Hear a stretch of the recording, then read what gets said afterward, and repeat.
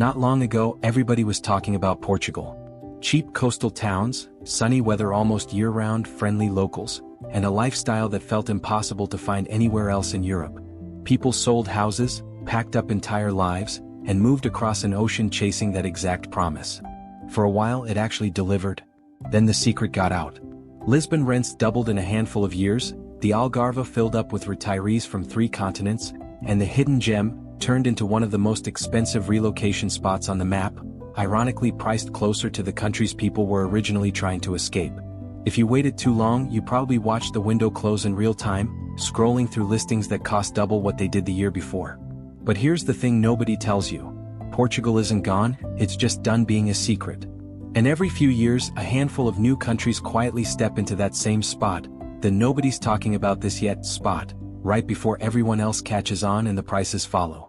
Today we're breaking down 10 countries that have that same energy Portugal had a decade ago, places where the coffee is still cheap, the neighbors still say hello, and the rent hasn't caught up to the lifestyle yet. Some of them you've probably never even considered, a couple might already be on your radar for the wrong reasons. Stick around because the last 3 on this list might completely change how you think about moving abroad. Let's get into it. Number 10, Mexico's lesser-known corners. Everyone already knows about Playa del Carmen and Mexico City, and honestly that's part of the problem. Those 2 places absorbed so much attention that prices there now rival parts of the US Southwest. But step outside that bubble and Mexico still has entire regions that feel like they haven't been discovered yet. Places like Mérida in the Yucatan or the quieter stretches of Oaxaca still offer colonial architecture, walkable downtowns, and a genuinely warm culture without the inflated price tags of the coastal hotspots. Mérida in particular has one of the lowest crime rates in the country, a growing expat community that isn't overwhelming, and a climate that stays warm enough to skip winter completely. The catch is heat. Summers get brutally humid, and if you're not used to it, the first few months can be rough. Healthcare is surprisingly strong for the price, with private clinics in most mid-sized cities costing a fraction of what you'd pay north of the border. Public transportation is limited outside the city center, so a lot of residents end up leaning on rideshare apps or a used car, which is worth factoring into any budget before you commit to a neighborhood, especially if you're planning to work from a co-working space that isn't within walking distance. Monthly income for locals averages around $700 to $900, cost of living excluding rent lands near $450, and a 1-bedroom in a nice part of Mérida runs somewhere between $350 and $600. Internet infrastructure has also improved dramatically in the last few years, with fiber connections now reaching mid-sized cities that used to rely on unreliable satellite service, which matters a lot if remote work is the whole reason you're considering a move like this in the first place. Culturally, these smaller cities still move at their own pace. Markets in the morning, long lunches, streets that quiet down early, a rhythm that's already disappeared from the more tourist parts of the country.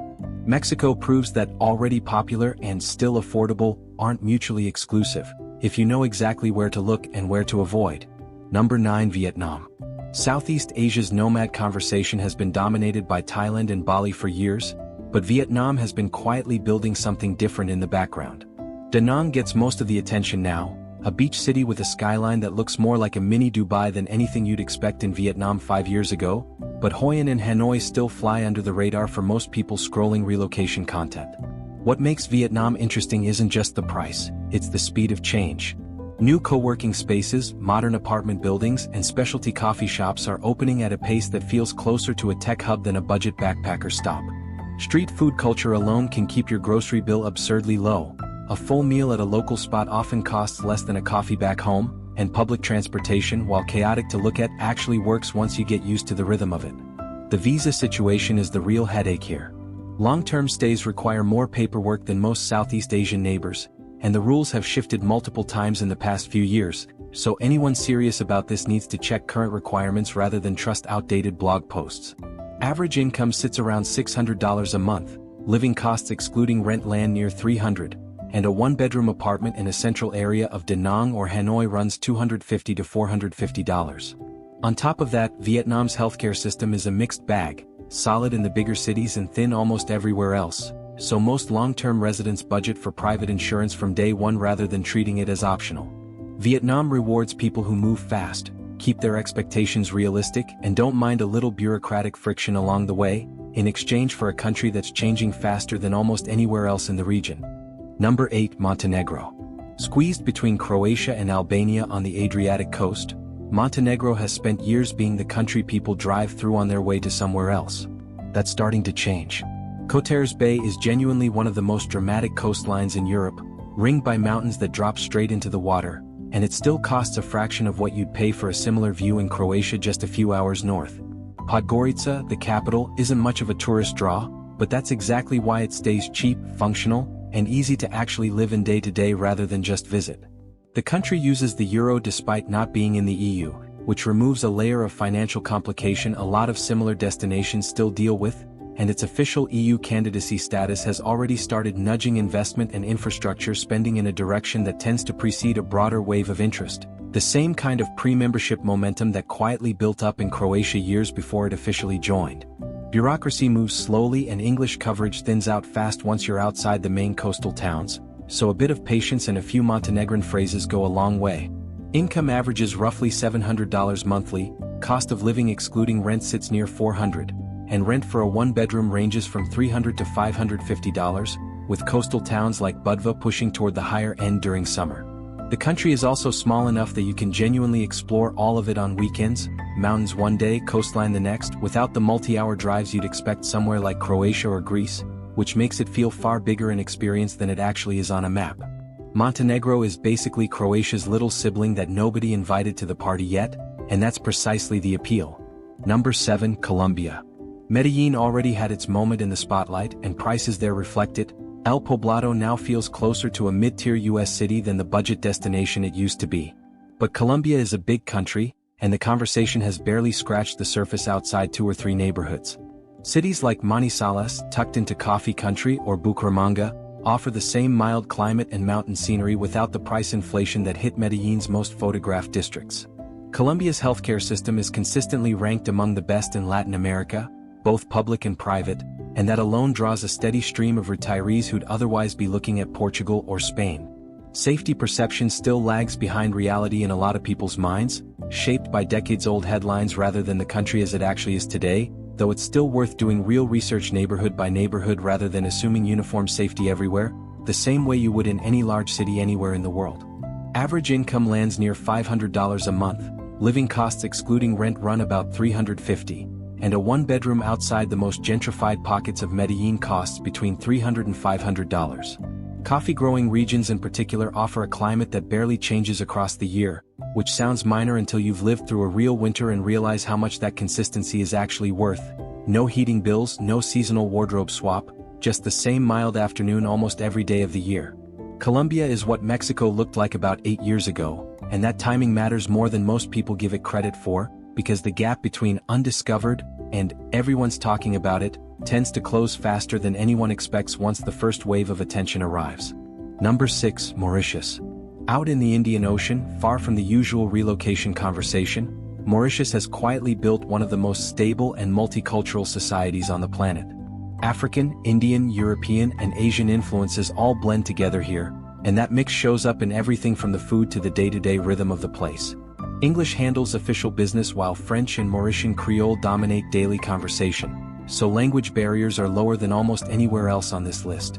Areas like Grand Bay and Tamarin have turned into genuine expat hubs, with beaches, hiking trails, and a private healthcare sector that punches well above its weight for an island this size. The trade-off is isolation. Imported goods carry a premium, the local job market is thin outside a handful of industries like finance and tourism, and getting off the island for anything beyond a short trip takes real planning, since flight options are limited compared to a mainland location with several nearby countries to choose from. Rent for a one-bedroom runs $350 to $700 depending on the area, and a comfortable single-person budget, including rent, food, and transportation, typically lands between $1,200 and $1,700 a month. Opportunities do exist locally too, particularly in financial services, tourism, and international business, industries the government has actively courted for decades, which is part of why the island feels more developed than its size would suggest.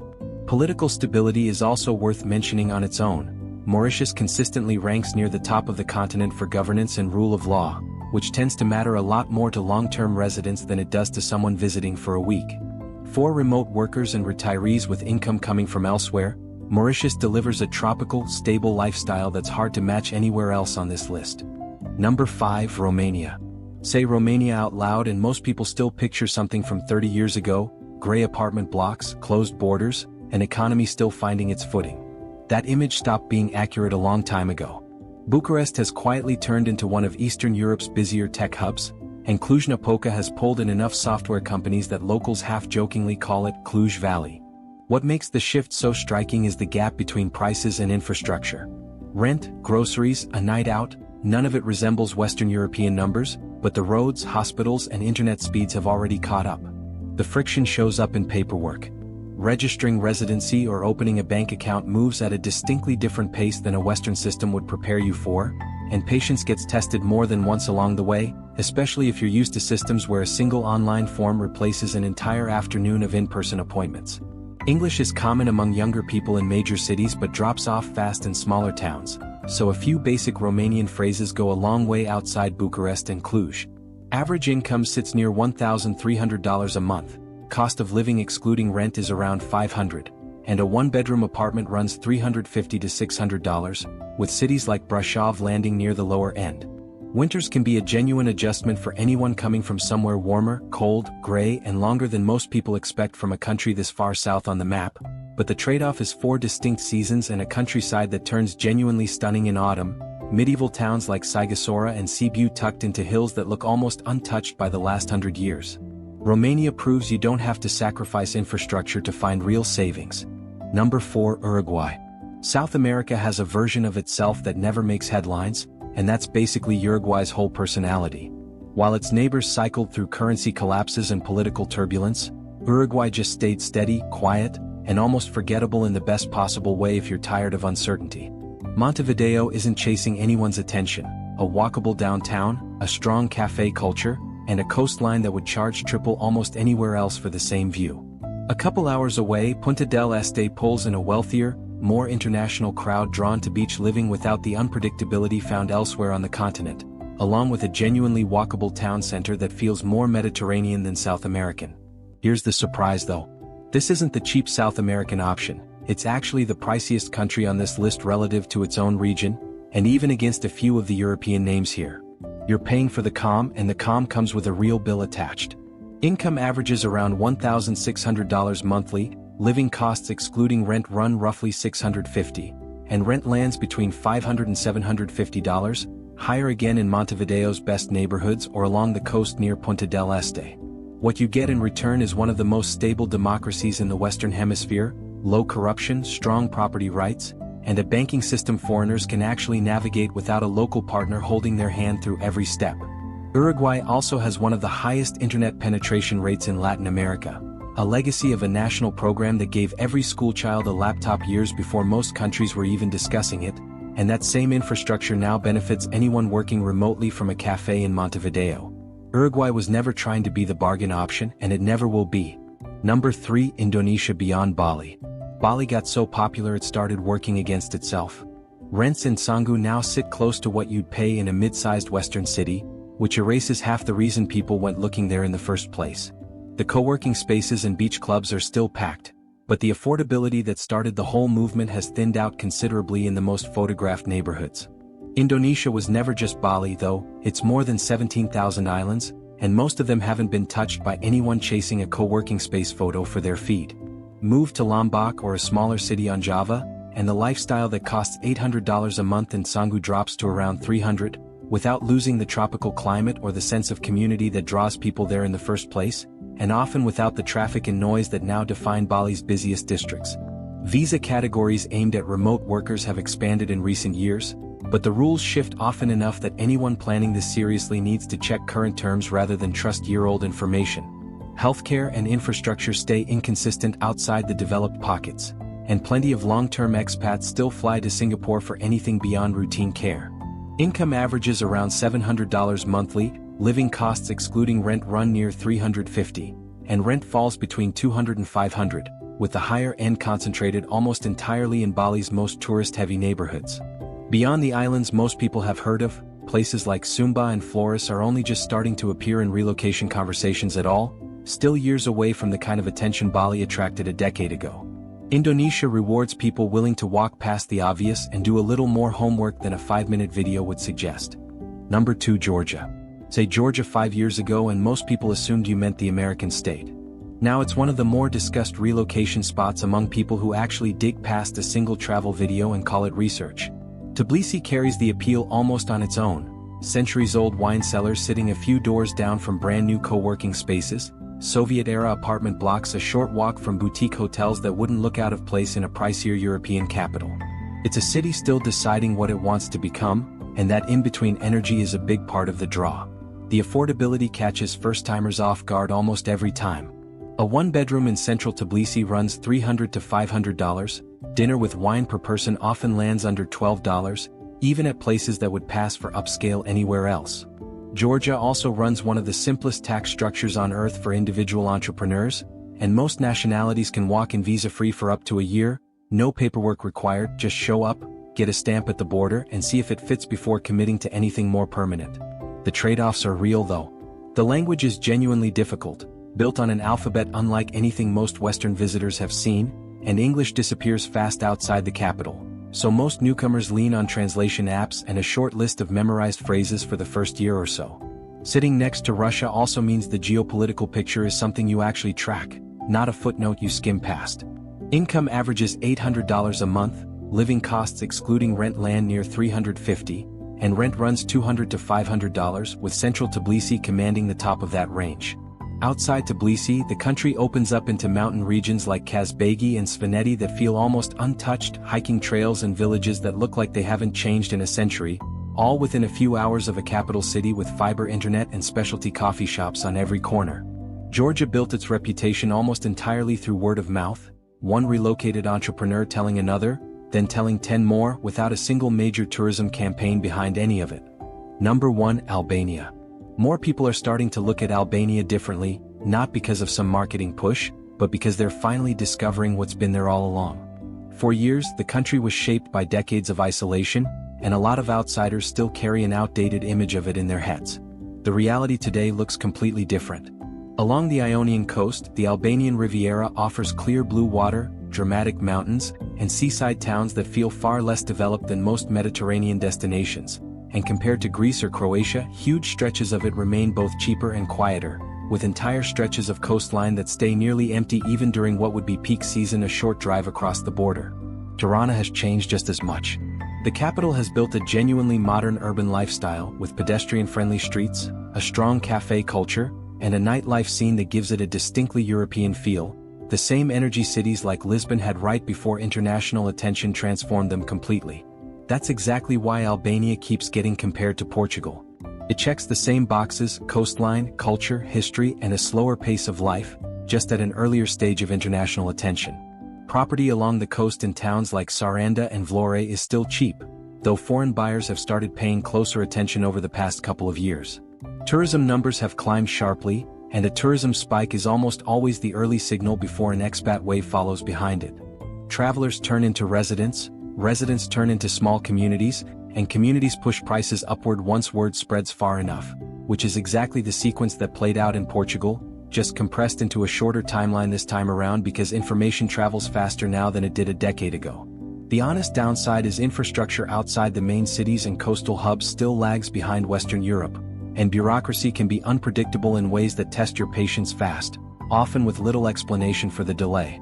Fewer support systems exist here for foreigners too, simply because fewer foreigners have come through yet to build the kind of expat networks, Facebook groups, and relocation agents that already exist in more established destinations. Income averages $800 monthly, living costs excluding rent sit near $400, and rent for a one-bedroom runs $250 to $500, edging toward the top during peak summer months in the coastal towns.